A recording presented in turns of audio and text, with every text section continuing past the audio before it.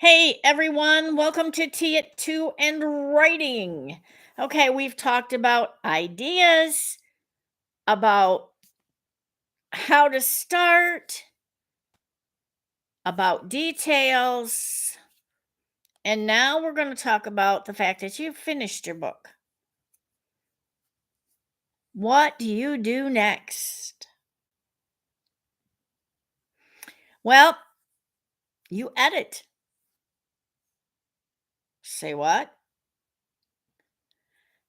You print out your book and you take a flare pen. Pick any color but yellow because yellow does not stand out. And you go through page by page. I'm going to grab one here that I've been working on. And you mark it up.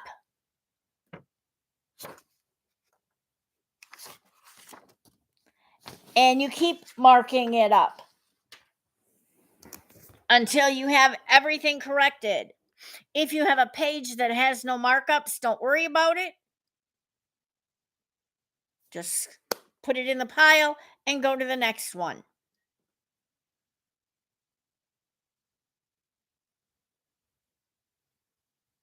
When you have all your markups done, you come back to your computer and you start with page 1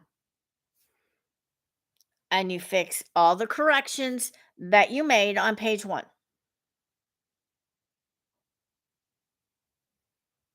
Then you can throw that piece of paper away. No one cares about it anymore. Once you've got them all done, you're done. Oh, but editing is not done. Because once you have all your edits in, then you have to hire an editor.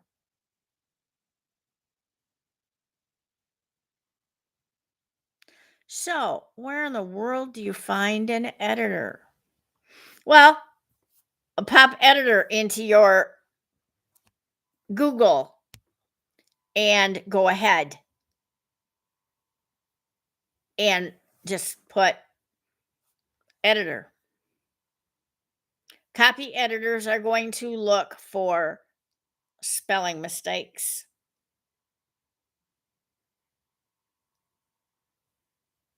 Line editors are going to go line by line by line and make sure everything flows right.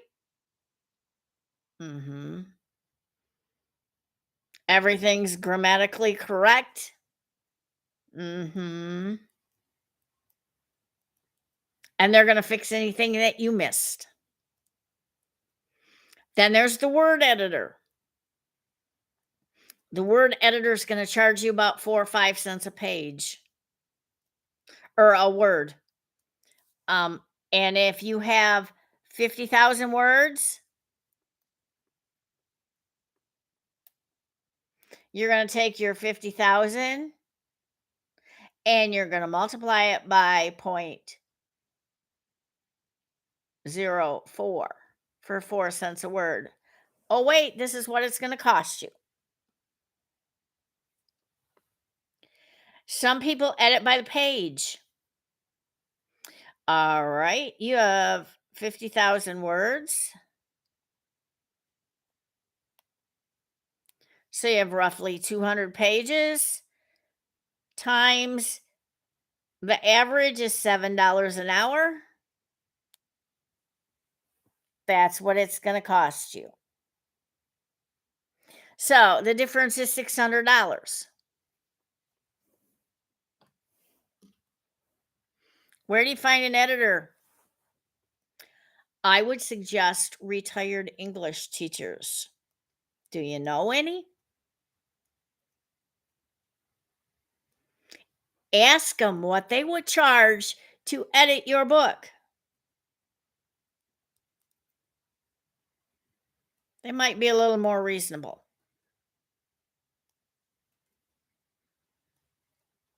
They might.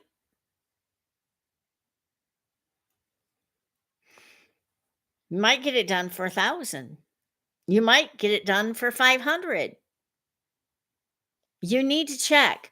And it needs to be an editor you can work with because the editor's job is to make your book better,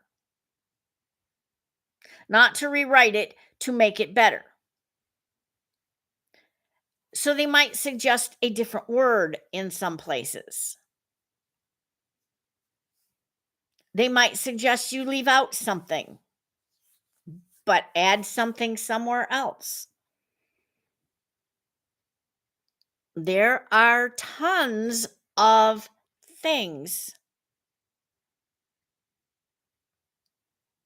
your editor can do for you.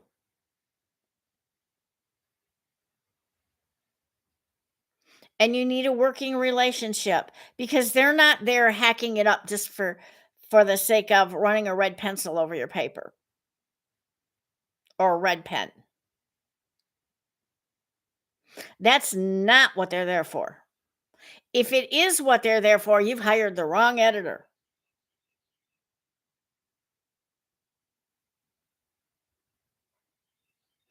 You need a working relationship with your editor. One where you understand it's not personal, it's making it better. One where you can talk to each other, go to coffee, talk about the edits, figure out what to change and what not to change, how to make it better. That's what you talk to the editor about. And if you're not in the same state, do it via Zoom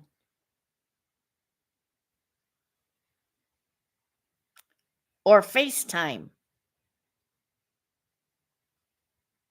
or Facebook time. They have a video on there, you can talk to people. So do that. Settle on something you can afford, but don't go El Cheapo. And find someone you can trust. This person wants your book to do well so that when you write the second book, you'll come back to them for editing. Because, see, editing is a partnership. If they don't do a good job and your book's a flop because all of these editors' errors are in there, you're not going back. No way. You are going to find a new editor. Doesn't matter how much you like the person. If they don't do the job they were asked to do, you're going to fire them. Because, see, you are hiring this person to help you. And I don't know an editor alive who's out to just ruin your book. I have yet to hear of one.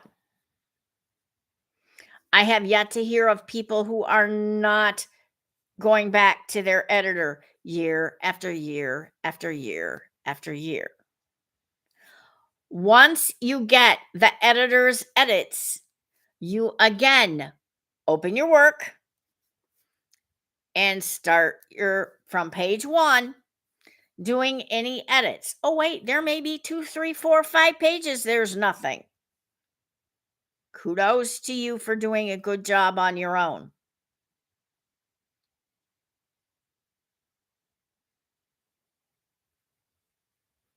And you may find it's less painful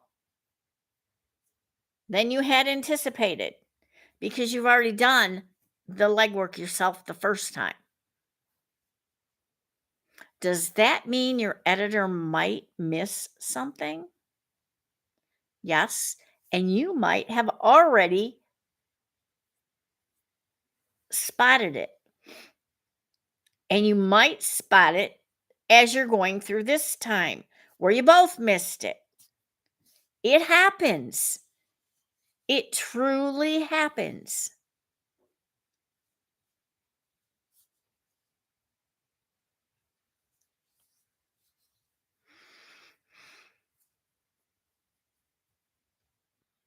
So fix it.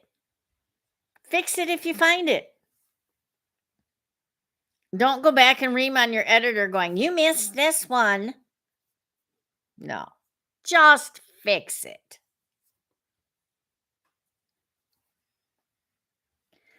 Then take a deep breath because the next step is finding someone who can design a cover. And that we'll talk about tomorrow. Happy writing.